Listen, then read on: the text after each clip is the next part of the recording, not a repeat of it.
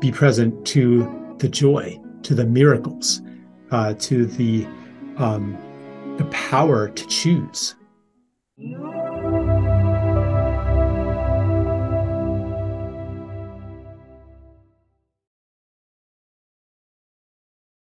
I'd like to welcome to the show Charles Eisenstein. How you doing, Charles? Hey, Alex. Happy to be here. Thank you so much for being on the show, my friend. I truly appreciate it. I'm a fan of your work, man. You're doing good. You're doing God's work in many ways, helping society out. But my very first question to you, sir, is how did spirituality influence your work, and what was spirituality in your world in the first place, and how did it influence your work?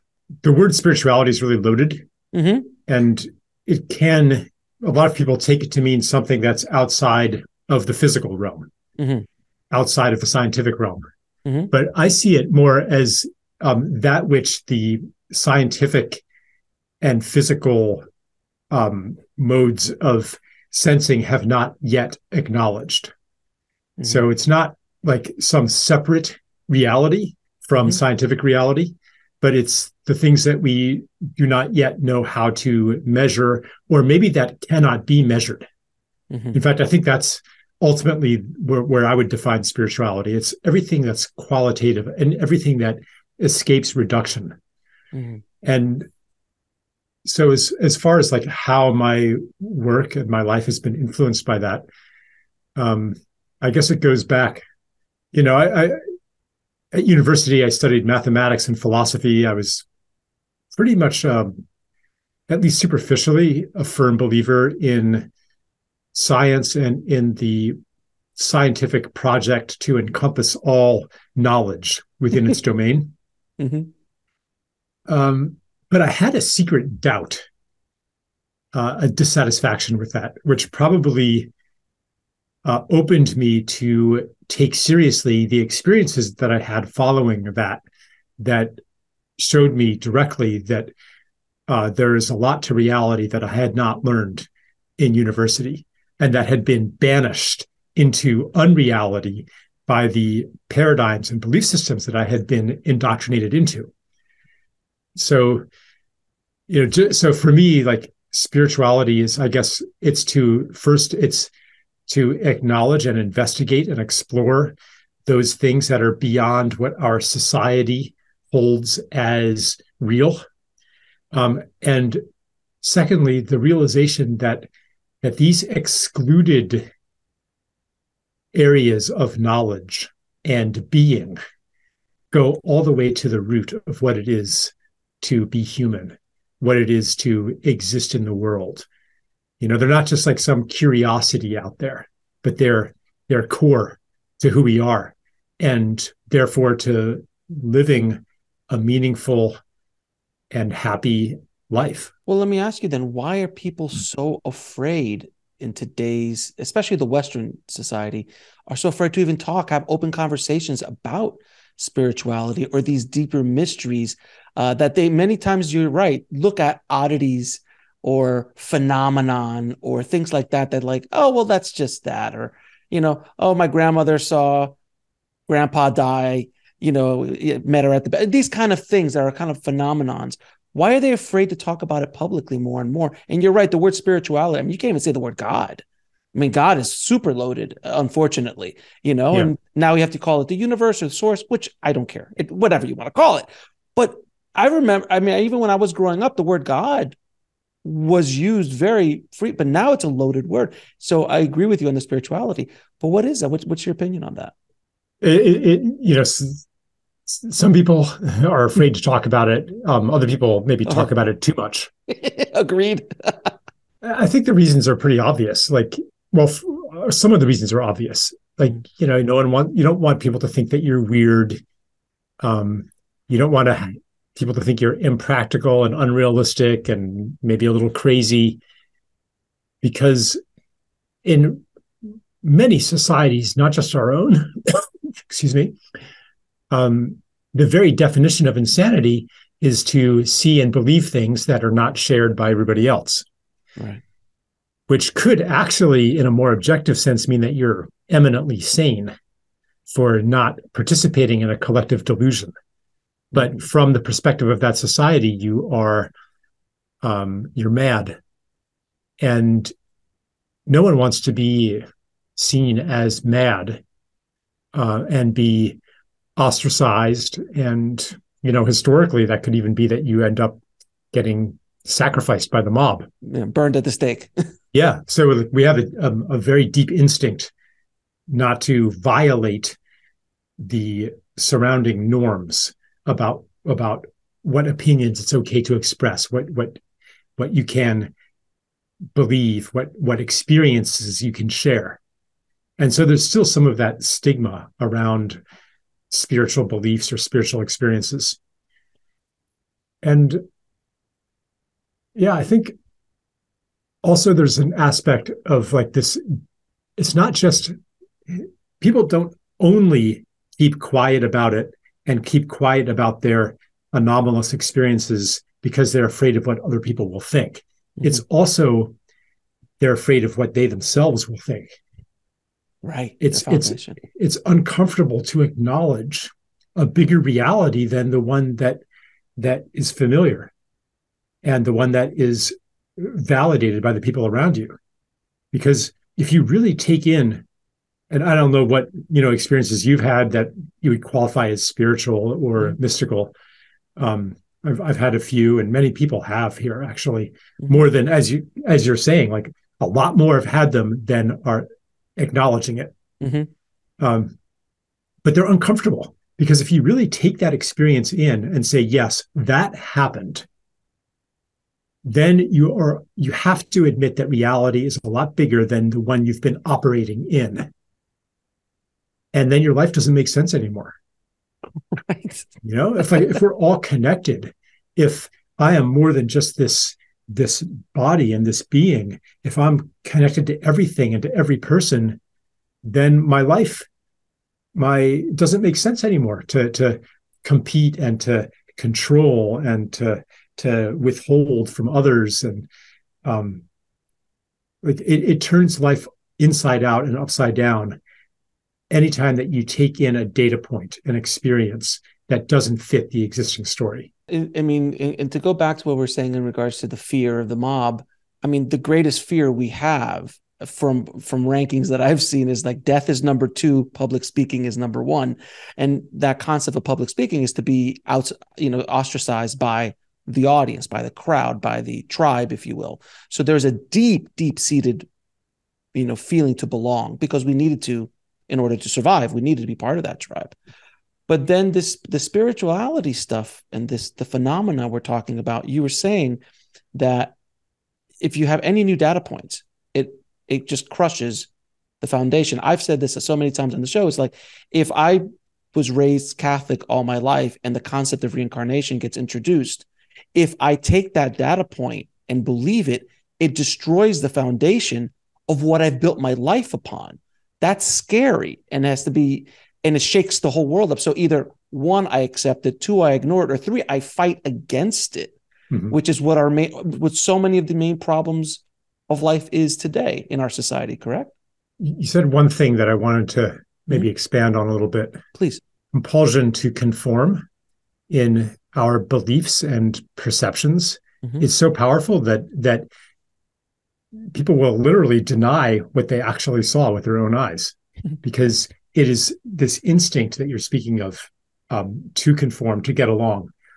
It's a survival, and you named it as a survival instinct, but that's not necessarily because it helps the tribe or the band survive. Right. It is because this is something I've written about extensively, but this ancient pattern of sacrificial violence that affected pretty much all human societies and still does today, where you have social conflict, you have cycles of vengeance, you have blood feuds, societies coming apart.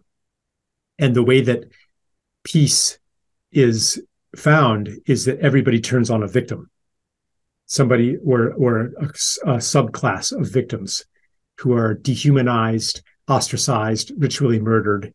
And once that is accomplished, then peace and harmony reign again, because all of that bloodlust and that desire for vengeance and that desire to do something about this insult that has happened to me in this blood feud, that has been expiated, that has been resolved. Harmony reigns. So in times of stress, of social stress, social tension, it is imperative not to be identified as subhuman, as someone outside society, as a witch, as a Jew, as a heretic, as an anti-vaxxer, as a Christian. As a Christian in the Roman times. Yeah, whatever it is, like this mob impulse is terrifying. It's such a deep instinct that, like, you see it in school, on the schoolyard, like, nobody wants to be the kid with cooties. And if you touch the kid with cooties, then you have cooties too. Right. So no one will associate with him. But why is this? Why is this so ingrained in our psyche as a species? Because it's such an ancient pattern. I mean, this is it's the pattern of the sacrificial victim. Something has to be done. Let's go find somebody to blame it on. Let's go find somebody to kill. I mean, there's actually a lot of theology built around this, because the Christ story was, if it had fit the normal mythological template, then, here we have an unruly mob, we have social stress. Pontius Pilate, he knows what to do. You direct the mob's anger not at the authorities, not at other established factions of society. You direct it at a criminal, at a victim, at some, a heretic, at somebody. And so, he names Jesus as a heretic, puts him on the cross, and is hoping thereby that the mob will be satisfied that something has been done. Somebody has been killed. The problem has been solved. And normally that victim would be memorialized in myth as a villain, as an arch villain. Right. This is the storyline that we still find today in superhero movies and James Bond movies and stuff like that. You find the bad guy, you kill the bad guy, and all the problems are solved. But what the Christ story does is it turns that narrative on its head by establishing the innocence of the victim, the unimpeachable innocence of the victim, which then suggests that, in fact, anybody who has ever been sacrificed to the mob or subjected to even capital punishment, I mean, that's another example of ritual sacrifice. I mean, capital punishment is highly ritualized. The blindfold, the last meal, the last walk, like all these kind of things. Right. So it suggests that anyone who has been subjected to ritual sacrifice is also innocent. And we've all had that experience where most of us have had, maybe when, like, the class bully points to you and everybody joins in, and it's like, but I'm innocent. Even if you have done something wrong, you're innocent of what is imputed to you, which is that you are the cause of social tension. You are so anyway, I wrote extensively about this, and I'm not sure if we want to go, I don't know, I've already gone kind of deep into it, but it's all good. It's all good. So I guess what I'm saying is that the overthrow of this pattern, which is suggested by the Christ story, and not only by the Christ story, it's also, like, deeply in Buddhism as well, and Hinduism. But the idea that the origin of this pattern is our tendency to dehumanize each other, to stand in judgment of each other. Right. And once that is in place, once we have that tendency, we are easily manipulated by governments, by corporations, by demagogues, by the elites. All they have to do is to say, that's the problem, they're the problem, that's the subclass, those are the ones you should focus on. But we're primed for that manipulation. So then that is why the concept of oneness is so difficult for people to grab onto, that you and I are one. We are all connected to a higher being of source, and that we're all, at the end of the day, connected in a way that nature's connected. Nature is a perfect example of oneness. They all work together to create an ecosystem that is balanced. There is, there is competition with trees for water and resources and things like that, but there is cooperation as well. But this concept of oneness is what great philosophies and great spiritual, spiritual stories and spiritual traditions have been teaching. Even Jesus taught the concept of oneness, that everything I could do, you can do, and all these kind of things. Right. But at the time, everyone was like, pitchfork, pitchfork, pitchfork. So why is it, I mean, I think now more than ever that where the idea of oneness is starting to come up with these kind of conversations, and people are looking for these and listening for it. But what is it why do we need separation? What is it in our psyche or in our programming that is so easily to agree, like you and I are obviously different, but to believe that we're one, so much more difficult? Yeah, we could unpack that. Like, what do we really mean by oneness? Right. Because we are, as you said, we are different. Different expressions. Really different expressions. Yeah. So right. We're different expressions of the same thing. Right. And you mentioned, another saying of Jesus, everything I can do, you can do. And more. Right. And more. But you can take that in two ways. Another way to take that is everything that you do, I could do too. And that is the core of non-judgment. To say, whatever I judge you for, whatever horrible thing that you've done, if I were in your shoes, could I be sure that I would not have done the same?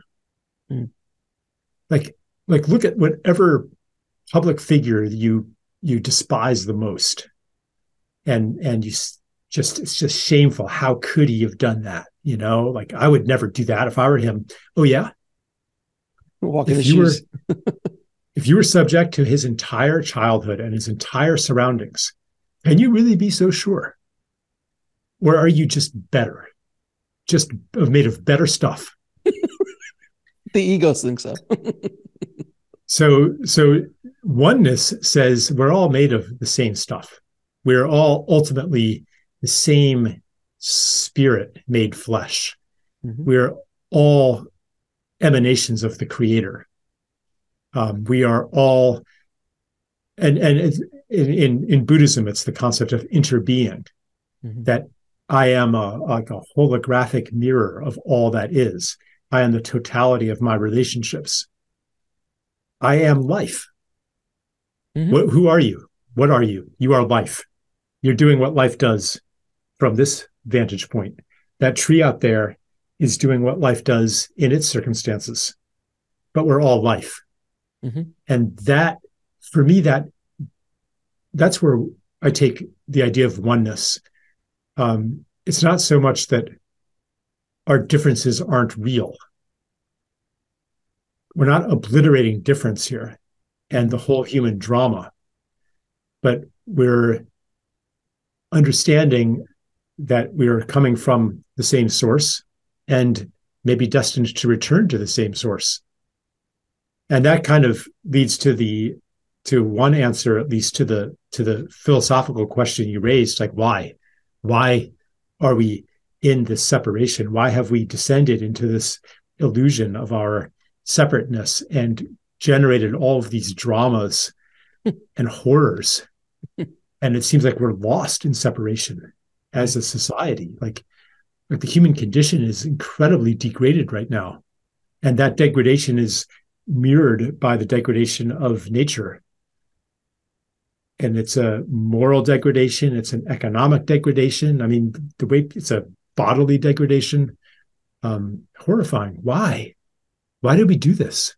And I think that ultimately the answer has to do with the word I used, drama, that we're entering into these multitudinous dramas.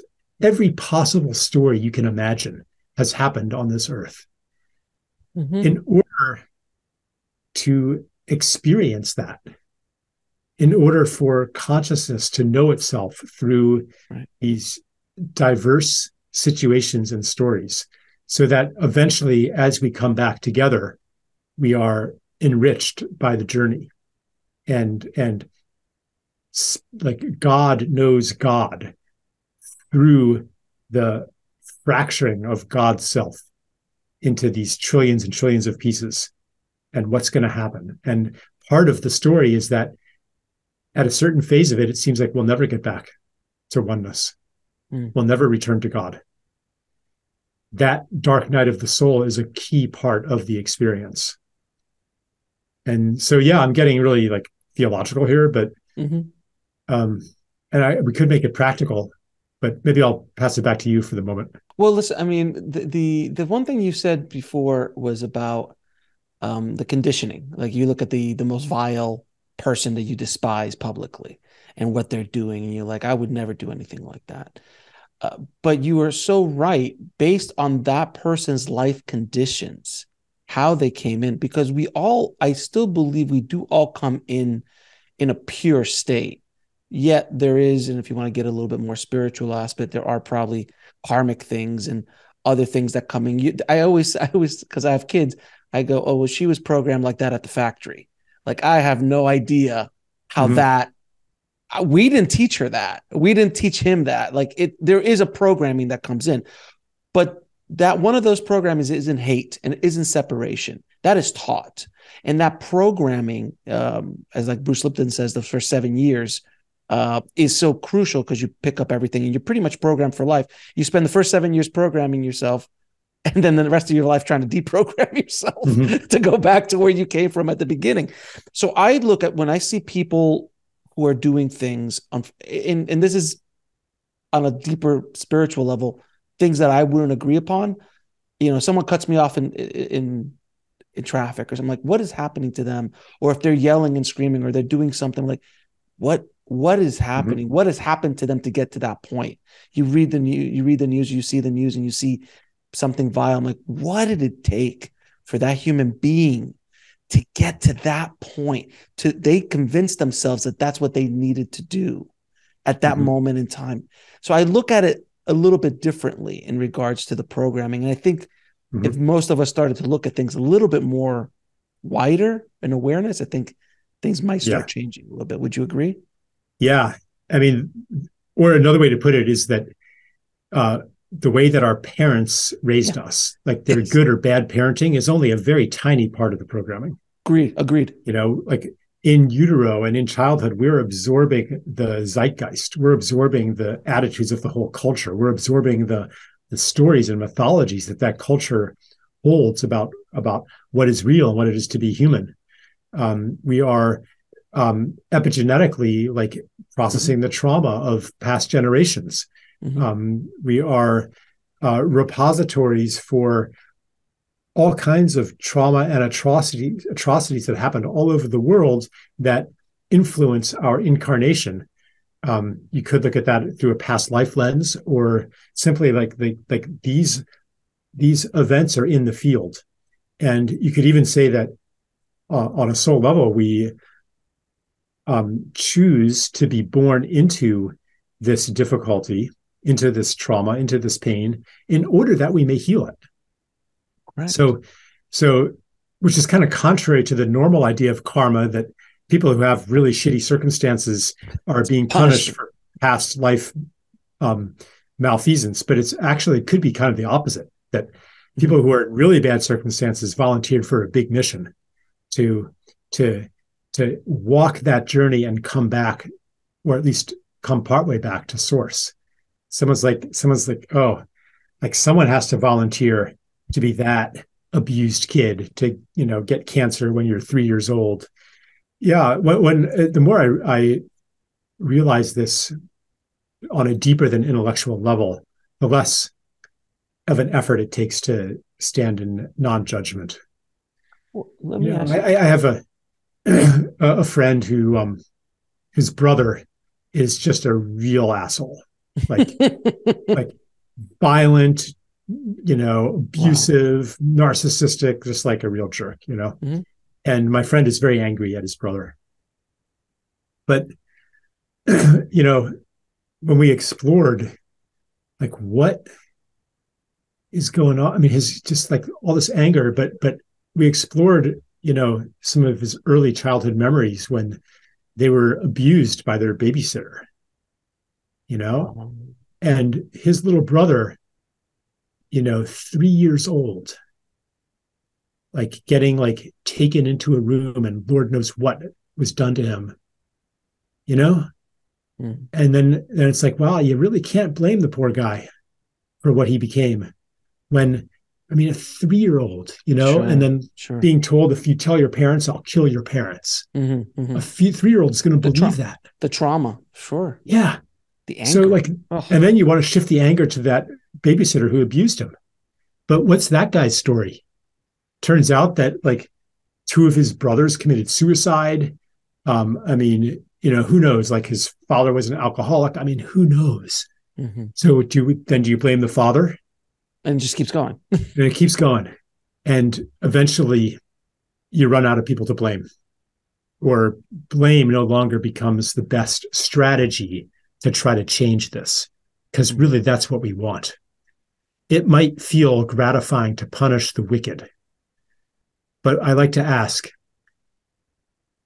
if you could, if what it takes for this never to happen again is that the wicked get off scot-free, the perpetrators, the Illuminati, the power elite, the human trafficking Satanists, et cetera, whatever you hold in your worldview, if they get away with it, but it never happens again, are you willing to pay that price?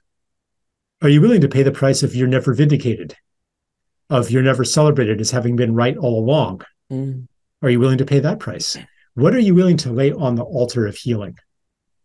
Because it's going to take a lot. Because as I said, we are deep, deep in it. We're deep in the pit of hell. But that's ego, though. Yeah. That's absolute ego. You just said it very so clearly, like, if they can get away with it and you are guaranteed it will never happen again, can you let it go? Ego won't let it go because you've been wronged. But if you're able to transcend ego a bit and forgive, that's where, Jesus and all the spirits, forgiveness is so powerful.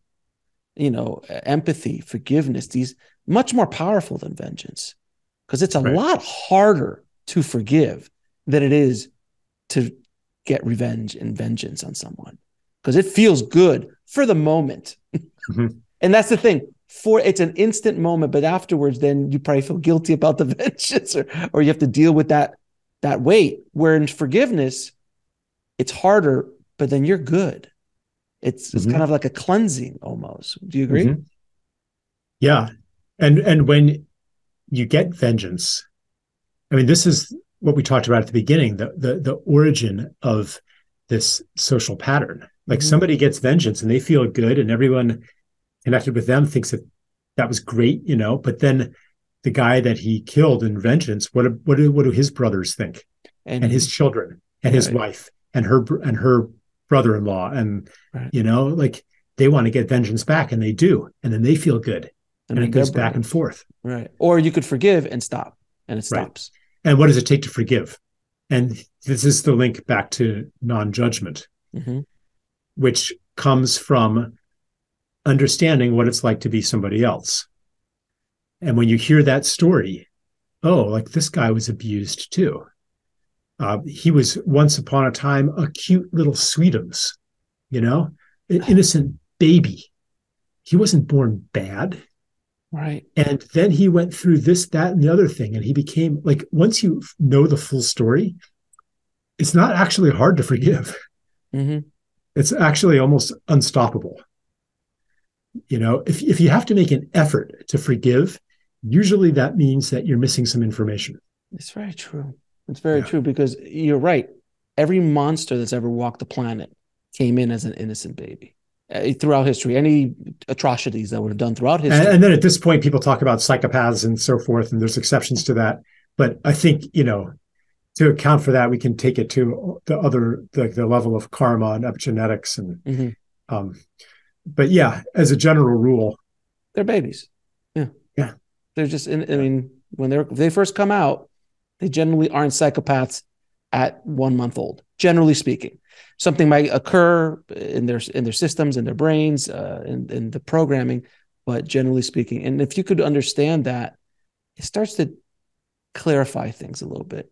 But sometimes the anger is so strong and the wanting for vengeance is so strong, it clouds completely. And the anger is okay. Like, I'm not like, you can be angry, obviously.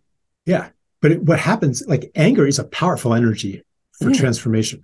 It says, no, not anymore. No. But when it is channeled onto hate, onto blaming someone or something that isn't the real cause of the problem, the anger is neutralized. The transformative power of the anger is neutralized because it's not actually going towards the source of the problem anymore. Right. It's like, it's like in the Middle Ages when the Black Plague came and murderous mobs went around killing the Jews, blaming them for poisoning the wells and making everybody sick. Right. And they were like, yes, we've done something about this. We've got revenge, But did it help solve the plague? Not in the slightest. So this is a classic example of anger diverted onto hate, or fear diverted onto hate. Let me ask you this, because I mean, obviously you have an intellectual mind, and you think a lot about things, but yet you also have a spiritual side. How do you balance these two energies? Because the intellectual is a different energy than the spiritual. And how do you kind of balance? How do you balance that? It's not a matter of balance. It's about understanding the role and utility of the intellect. It's as the intellect is a way to gather certain kinds of information that then feed into the body, into the heart, and inform the heart's choices. The intellect is also a way to play. It can accomplish certain tasks. It's useful for certain things. So for me, it's about recognizing what it is and is not useful for. Like, for example, if I'm trying to make a choice about love, right, and who to spend my time with, it's not going to do much good to add up the costs and benefits. No, it's not, in my mind. Not at all. Not a good way. Like, you can try to choose that way, but it won't. For one thing, you'll always regret your choices because you can never add it all up, and you will also be indecisive. You'll never be certain. You'll never be confident in your choices. So that's like a classic misapplication of what we're calling intellect. Because love is unquantifiable. So it's completely unquantifiable. So if you try to add intellect into a power like love or a feeling like love, I mean, there have been people like plus side, negative sides. Should I love this person? Should I marry this person? That kind of thing. And you can't quantify it, no matter how intellectual you might be. Right. But has there ever been a point, though, that your intellect has gotten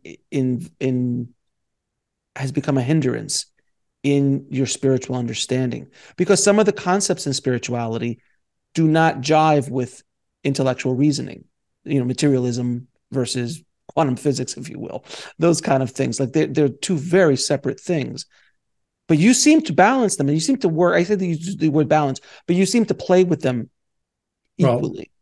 Well, it's that. So maybe we'll talk about reason rather than intellect. Okay. The places that reason will take you depend on your starting point. Depends on what you take for granted, what you assume. So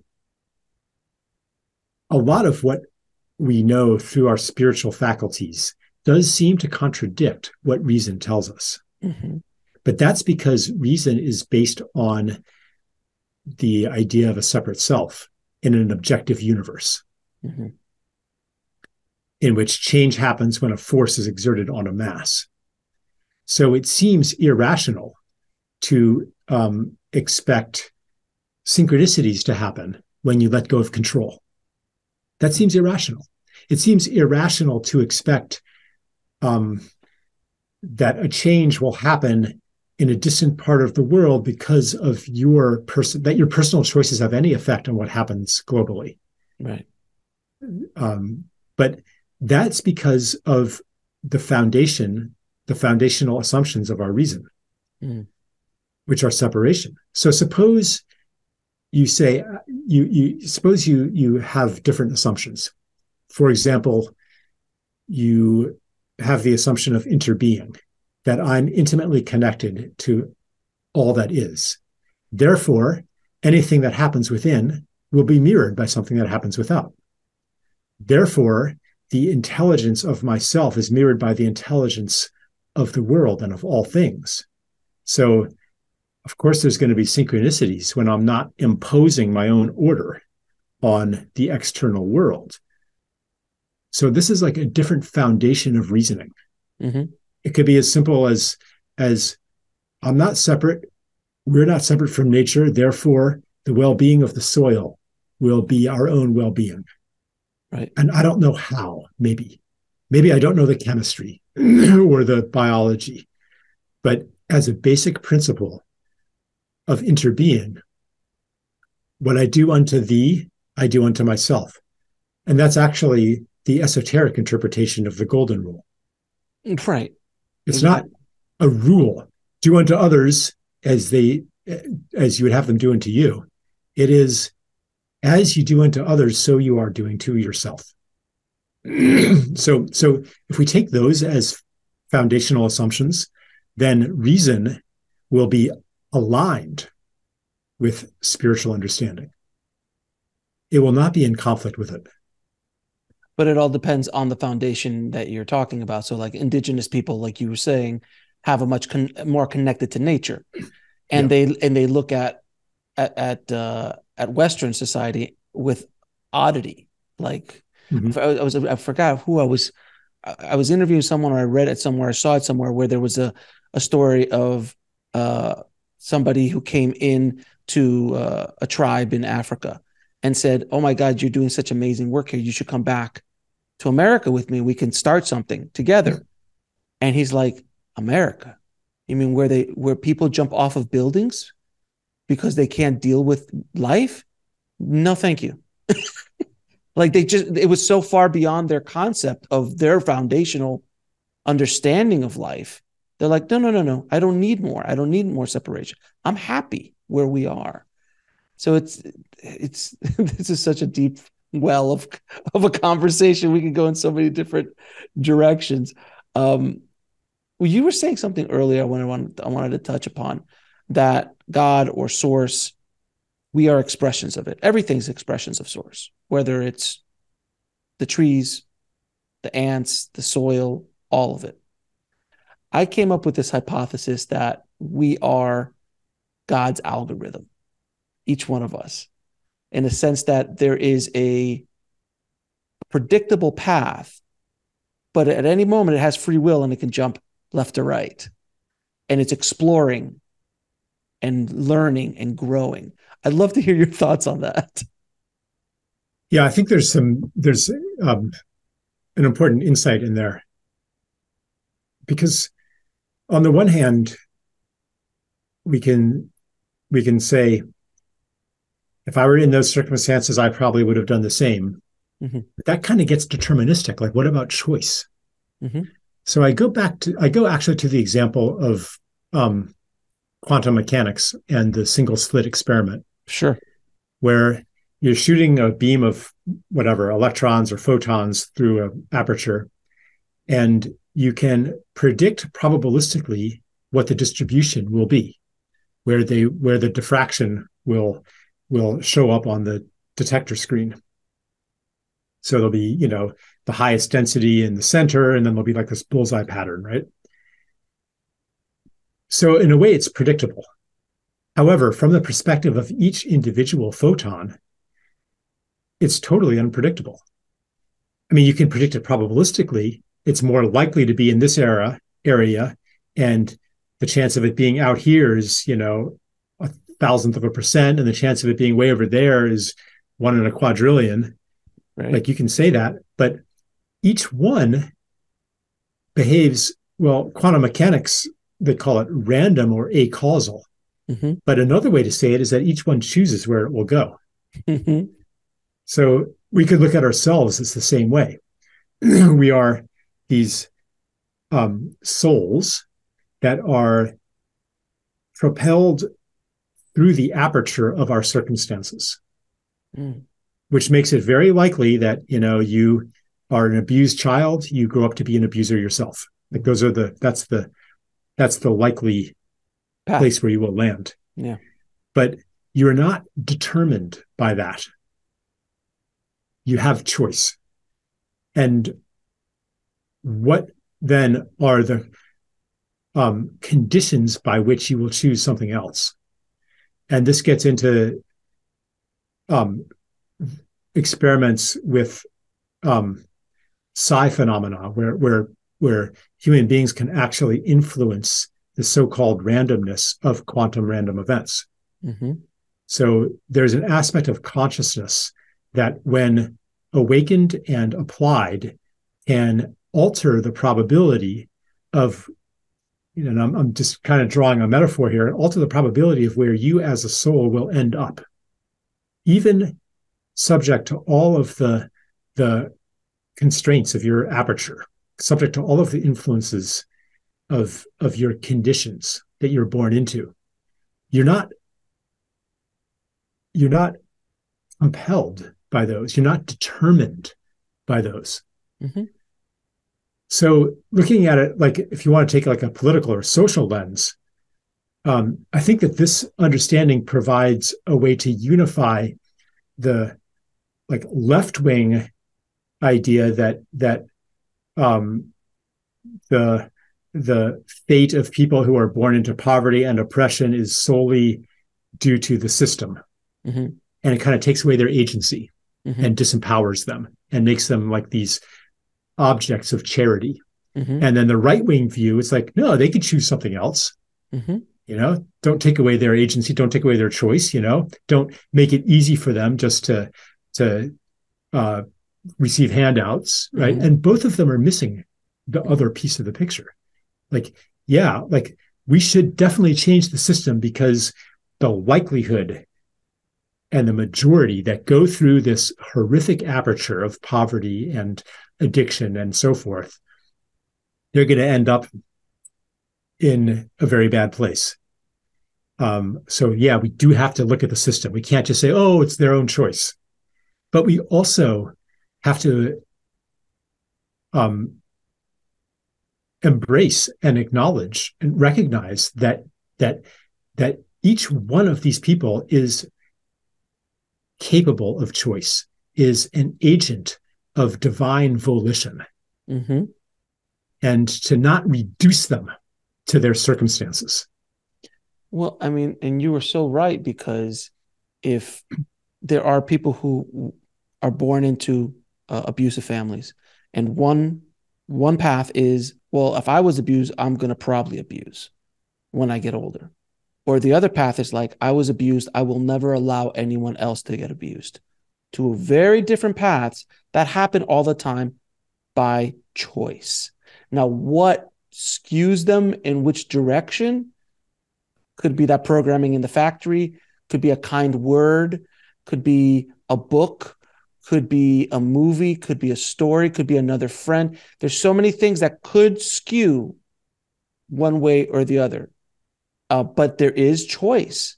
There is choice. But like you said, walk in someone else's shoes before you judge them, because mm-hmm. if you walked in the same path, who's to say that you wouldn't have made the same choices that person did? But there is these anomalies of like the algorithm. It kind of goes where it's going to go. And, I don't know how far you've gone down the rabbit hole in regards to soul's karma, soul blueprint, and the idea that we create the circumstances that we come into this life to learn and grow. well, if we understand, and I've asked this to great spiritual masters, I go, well, if we wrote everything, where's free will? And the concept that that's been told to me is that there's these giant markers of things that you want to accomplish. You will get to those. Now, how you accomplish them is up to you. And you can choose not to accomplish them. That's completely your choice. But these are the things you set out to try to accomplish in this lifetime. So probability of you and me becoming astronauts or NBA players, probably not going to happen. As much as we might have wanted to early on in our lives. What? I'm not going to become an NBA player? I mean, I'm going to try out I'm trying out for the Lakers next week. I don't know about you, but yeah. So I think it's if you want to look at it from the perspective of soul blueprints and stuff, it's that the soul creates the conditions and the dilemmas and the choice points in which you exercise free will, right, and learn from those choices. But it does not dictate your choice in advance. Some of the situations that it creates, it's almost a foregone conclusion that you will choose something rather than something else. But what the soul creates is really what you might call the garden of forking paths. Beautiful. The soul creates the menu, but you make the choices. The soul creates the maze, but you choose the path. Right.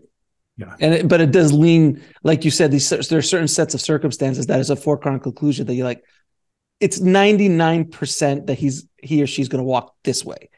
But there's still that 1% that they might go the other way. And it happens all the time. But, and also so the way that we're looking at it is a bit simplifying, but it's also that, like, what are the conditions of the choice? And you referred to some of them earlier, like maybe that abused child did have a kindly grandmother who gave him just enough love, that he was able to take a different path. Well, we also create our own conditions by the choices that we make day to day and moment to moment of where to put our attention, that create ourselves as somebody who will pretty much automatically do something in a certain situation that looks like you're making a choice, but you're not. You're on autopilot. You've already created yourself to be the person who will pretty much automatically react in that way. One of the ways to do that is through the stories that we feed ourselves. So, for example, if you're walking around, we're constantly running a story about how rude people are and self-centered they are, and then you're out driving and someone pulls out in front of you, it's not like you're making a choice when you like lean on the horn and flip the guy the bird, and drive past, and it's like you were possessed by something. Do you really feel like you're making a choice in those moments where you just lose your shit? No, you're not making a choice then. You've already created yourself as the automatic being that will do that by the stories that you fed yourself over time, by the small choices that seem small in that moment that program you. It's really interesting that you bring stories, because I'm not sure if you know, I come from Hollywood and filmmaking in that world. So I'm a real deep understanding of storytelling and the arcs and all that stuff and the power of story. And the stories that we tell ourselves is basically the programming of our life, is the way we look at life. So that's why the dangers of going down a rabbit hole on social media that's constantly feeding you and reaffirming these stories that if you went down the wrong path, or not the wrong path, a path that was destructive, let's say, or a story that you believe that this group is bad, and they just keep feeding you that, and that, it just reinforces it. We've never had a machine like that in the history of man that you're completely in a complete bubble. And your entire life view is, if you watch the same media, you watch this, everyone keeps saying, yes, you're right. Yes, you're right. Everything's horrible. The world's ending, blah, blah, blah, blah. I actually, just to play around, when I was on Facebook, I would start to watch and click on only positive, spiritual, like Yogananda and yogis and stuff. And I wanted to see what it would do. And it kept feeding me the good stuff. It kept feeding me more videos, more content, more things like that. I was like, oh my God, how powerful is this thing? And it's just all depends on the beginning story that you tell ourselves. So my question to you is, how can we reprogram ourselves? Which is the goal of honestly, the entire life. Like I said earlier, first 7 years you're programmed. The rest of our life, we're trying to deprogram ourselves. What advice do you have for people who are trying to change the stories? And it could be stories about love. It could be about weight. It could be about politics. It could be about money. It could be about health. It could be about everything. How do we reprogram ourselves? Yeah. Okay. So you may have noticed when you go down one of these rabbit holes on Facebook, it could be the positive one where you're just giving yourself positive information. It could be, whatever political ideology that you keep getting confirmation bias that affirms it. You may have noticed that each of these stories, each of these belief systems that you can choose isn't just an intellectual construct, but it has a feeling quality. It corresponds to a state of consciousness. You experience yourself, you experience existence in a different way in co-resonance with each of these stories. Like I notice when, I go down one of these doomer rabbit holes, like I feel a certain way. And I notice that even though I'm supposedly more informed about all of the horrors and problems and crises in the world, I actually end up doing much less about it because I'm missing key information. And in a way, like something similar happens if I'm only surrounding myself with light and love and pretending that certain things are not happening in this world. So I guess I tune in to what is healthy food for my spirit. Right. And, sometimes, it's ice cream, it's cookie, it's sweet, but too much of that and I'm going to get soft and flabby. Like sometimes I need the bitters. There's a saying by Chogyam Trungpa that I really appreciate in this regard. He says, if you can hold the pain of all the world in your heart while never lifting your gaze from the great eastern sun, then you can make a proper cup of tea. Yeah. So you have to be able to be present to all of the horrors, all of the atrocities, all of the degradation, all of the despair. Oh, got it. Yeah. Yeah. But also be present to the joy, to the miracles, to the power to choose. You have to be present to that too. If you have just the one and not the other, you're not playing with a full deck. You're not going to be able to act appropriately, which is what it means to make a proper cup of tea. We have to be able to take it all in. Well, that's the journey of Siddhartha. I mean, that's literally the journey of Siddhartha. He lived in a castle and he didn't even see age. And then he had missing pieces of information. Right. And once the reality of the world clicked in, he's like, whoa. I have to go on this path and figure this all out. But you're right. If you hide away in a cave and meditate for 50 years and don't understand what's going on in the world, I think that we all come down here to be part of this world and have our place in it. Some people come down here to meditate in a cave for 50 years. Exactly. Yeah. They're doing important work too. It's just like, we shouldn't take them as role models. Right. If all of us did that, it'd be difficult. Yeah. And everyone has their path. Everyone has his path. Yeah. It's not what I'm here to do. It's probably not what you're here to do. Most people listening, it's probably not what they're here to do. But what is yours to do? That nobody can tell you. If somebody tries to give you advice that's not, like blanket advice, general advice, here's what you're here to do, it's not going to be accurate. Only somebody who knows you so deeply and so intimately and loves you might be able to help you understand what is yours to do. But that is the question that invites the answer. To even, because it comes from a place of there is something that is mine to do. Mm-hmm. There is a beckoning, a call to which I can respond. And holding that question will attune you to opportunities to discover the answer. Well, I mean, that's the basis of the call and the hero's journey. You know, the hero is sitting around, and then all of a sudden there's a call to action, a call to adventure. And that's the call to what we're supposed to do. And then all the trials and tribulations. And that's probably why, you know, for everyone listening, The Hero's Journey by Joseph Campbell, who was able to understand myth and really brought myth into the Western world in a way that no one had ever had before. It is a complete analogy to our lives. You know, the hero's journey is a microcosm of what we are going through. That's why it is the most powerful, popular storytelling technique to this day. It is the basis of every big blockbuster, every big story. It's always that.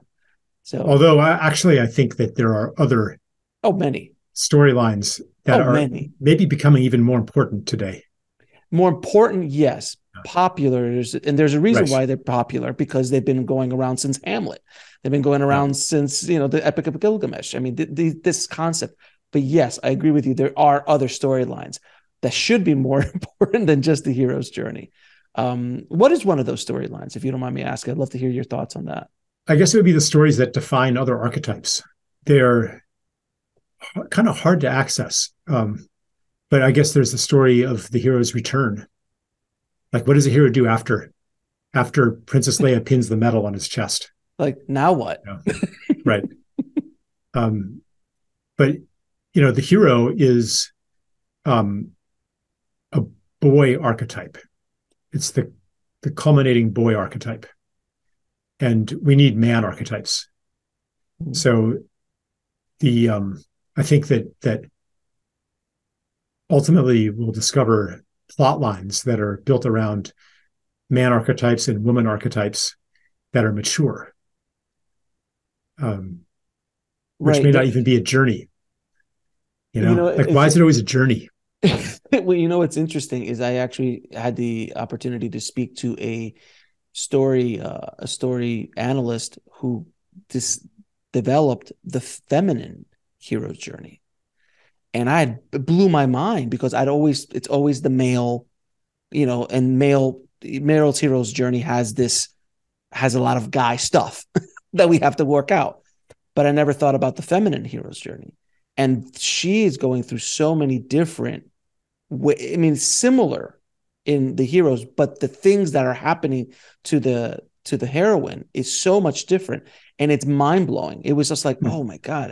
And then she started showing movies of those, of the interesting. Feminine. It's really fascinating. Because it can't just be, a female switched in for the male and having the same thing. You know, that's not what it is.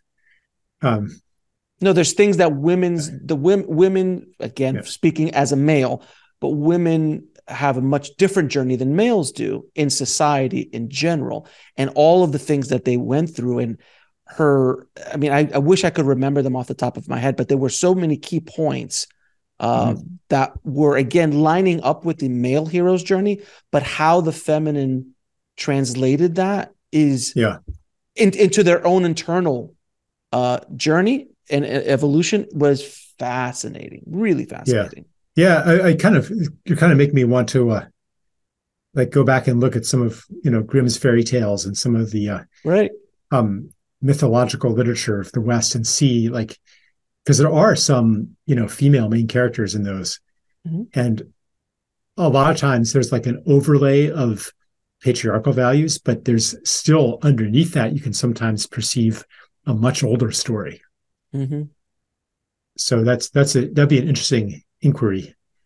Although I'm kind of I don't know, man. I'm right now, in this time of intensifying crisis, I'm kind of getting caught up in being engaged in, current affairs. Well, let me ask you this then. What is your opinion on what effect will spirituality have and should have on the evolution of society in this new world, hopefully that we're evolving towards? What is your hopes for the transformations 50 years, 100 years from now? And what part of spirituality have that in that? Well, spirituality can only have a positive effect if it's integrated into materiality. Mm-hmm. If we take seriously the things that have been exiled into the spiritual realm, right? Then they have to be let back in.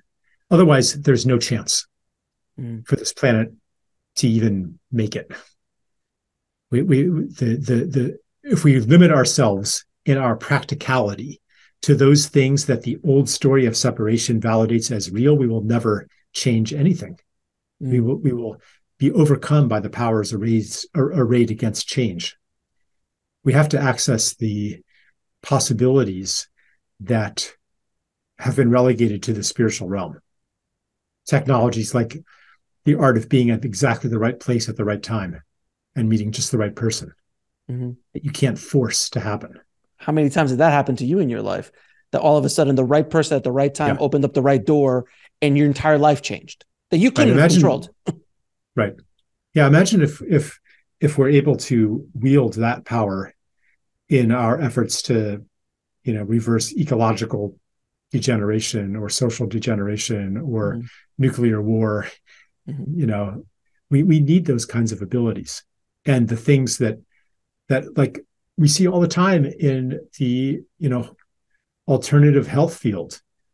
My wife is a healer. She cures medically incurable conditions pretty much every day, and people go back to the hospital and they're like, the doctors are like, well, I guess we don't need to do the surgery after all. Are we just going to shunt those off into some airy-fairy realm called spirituality? No, we got to take those in. And when we take those in for real, the whole medical system changes. And that's just one example. What's possible for the human body is possible for the social body, the body politic, the ecological body. There are vast creative powers available to us when we no longer hold ourselves as alone and the only intelligence in the world.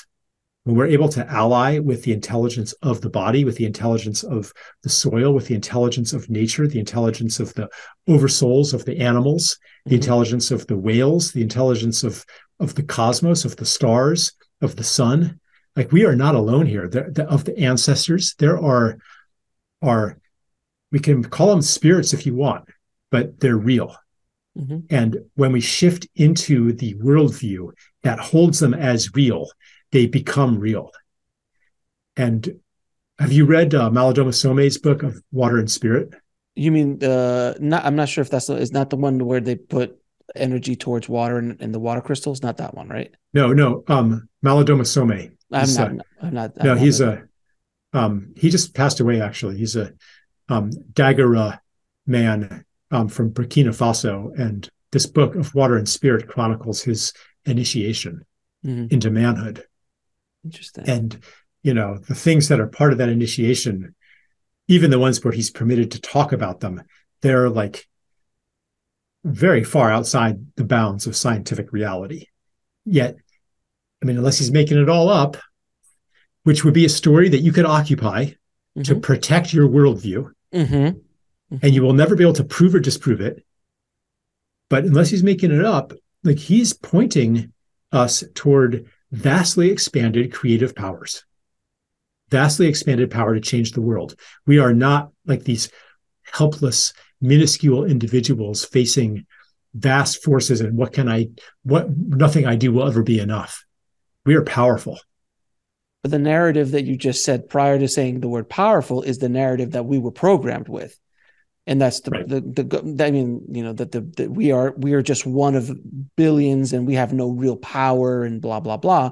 Whereas you go into the deeper spiritual traditions, And they're saying, no, that's the opposite. You have all the power. You have the strength to change your world, to change your own personal world, and to change the world around you, literally manipulating reality, manipulating the matrix, if you will. And the modern mind has trouble grappling with that, because they're like, oh, but what if you do that and everyone else doesn't? Then, they're changing the world back from where you changed it. It doesn't work, right? You're still only one person. Well, it takes the one person and the one person's energy to inspire others, and it just keeps kind of growing and growing. But what if they don't get inspired? What if they don't do it? See, this is the solution to that is so mind-blowing that it's very hard for me to really hold it in my mind for very long. Mm-hmm. But it is basically that you shift into a reality in which other people are doing the necessary things as well. Mm-hmm. Reality is not a given. It's not static. It's not objective. Mm-hmm. So it is very important what other people are doing. Mm-hmm. And you're moving into reality in which they are doing it. Well, I mean, and that's why physicists are having problems with quantum physics so much, because it is starting to disprove materialism and disprove this concept that everyone's been holding so dear for so many years, that now something like quantum entanglement just makes no sense in the materialistic world. It makes completely no sense. The split test that you were talking about makes no sense in the materialistic viewpoint. And it's starting to change perception. From my point of view, from where I'm sitting, and as a host of this show and talking to amazing people like yourself, I see the numbers. I see the people looking. I see the people searching for this information more so than they did 5 years ago, 10 years ago. I have a hopeful outlook on life. I do, and on the world. And I do think that we are going to be changing. But look, just one person, myself, and you as a one person, you've written books, you've influenced millions of people with your writings around the world. I'm influencing millions of people every month with this show and getting these ideas out there, which didn't exist before. So there is a potential for one person to make great changes in the world and hopefully change those frameworks, change that foundational story that people have been telling themselves to hopefully be positive. But I want to say that one's power to change the world does not depend on having a big audience. Agreed. Right? Agreed. And the heart validates that. Because if you were like spending time with maybe a dying mother or dying grandmother, mm-hmm. or like really being there for a friend, mm-hmm. and maybe it takes days and weeks and months of intimate care, mm-hmm. and you're not out there changing the world, you're just taking care of a child, mm-hmm. Mm-hmm. The mindset of separation says, well, you're not doing very much. You're not doing as much as Alex Ferrari, who's reaching millions. You're not doing as much as Charles Eisenstein, So put that kid in daycare and get on with changing the world. You're right. You're absolutely right. Yeah, that's the mind's logic. Correct. Built on the assumptions of separation. Correct. But the heart knows that actually this is the most important thing I can be doing right now because I can feel it. Absolutely. The heart is not lying to you. Absolutely. And we really, for this world to really heal, we have to accept, we have to trust that knowledge of the heart about what to do. It tells us what to do. We know it unerringly directs us what to do. And you said this earlier, when you let go of control and trying to figure out the system and hack the system, if you feel it. So something like the kindly grandmother who was nice to the boy or the child who was abused, that changed that child's life, and in turn changed how many other lives purely by that one moment of love and kindness and attention. That mm-hmm. she literally could have changed millions of people's lives, because one person could have touched another person, which then could have touched another person, and it could have gone on. Someone like the story you just said about, taking care of a sickly child. Who knows who that inspires? It could just be the two of you, but someone else hears that story and goes, I got a grandma. I got to go visit her. And it spawns. So, but I love what you said. Feel it. That is your guy. That's your inner GPS telling you what to do. And it doesn't have to be grandiose. Some of us are here to sit in a cave. Some of us here are to stand at the top of the mountain and yell for everyone to listen to. Everyone has their place. But as long as you're following that feeling, that is the inner GPS that you need to be listening to. I love that. Very, very well put. Yeah. And those moments of choice where maybe it was really hard for that grandmother to give kindness and patience to that kid at that moment. It was a hard struggle. And she made that choice, even though nobody was watching, wasn't going on YouTube. Right. She had no idea that it was going to change the world, but she did it anyway. That's very powerful. It shifts the whole of humanity onto another timeline. That's the power that we have, because any choice that you make, even and especially when no one's watching and your mind has no conceivable pathway that it's going to benefit you. Right. You make those choices, you are making a declaration about what a human being is and what a human being does in this kind of situation. You are declaring a reality into existence. And that, it's like a prayer. It literally shifts the world into a different future, one that is based on this declaration of what a human being is. Charles, I could talk to you for at least another 4 or 5 hours, but I appreciate your time. I'm going to ask you a few questions I ask all my guests. What is your definition of living a fulfilled life? Do not have a definition of that. At all. Okay. I'm not sitting around here with definitions, Well, then how do you define God? Same answer. No same answer. I would, I don't define God, but it's to reduce it to definitions would be to own it, to control it. It's beyond any definition. And what is the ultimate purpose of life? That one I could say something. Okay. Twofold. One is to participate and contribute to the continued unfolding of life and beauty in the world and in the cosmos. Second is to appreciate with awestruck wonder and gratitude the magnificence of creation. My friend, where can people find out more about you and your book, the Coronation, your new book, The Coronation, and other work that you've been doing? I just say my website, your website, charleseisenstein.org. And Amazon pretty much has all your books, I'm assuming. Yeah. You can find me online. Pretty easily. Yeah. And do you have any parting messages for the audience, sir? I guess if you have this feeling, okay, but what do I do? I would just say, whatever that I've said that has landed on you as true, trust the power of that truth and of that landing to work on you. Charles, there's nothing to be done. Yeah. Charles, I appreciate you so much, brother. And thank you for coming on the show. And thank you for the amazing work you're doing, trying to help the world and awaken the world at the same time, my friend. Thank you so much. Thanks, Alex. Thanks for watching. Click on one of the videos below to continue your journey, and don't forget to subscribe.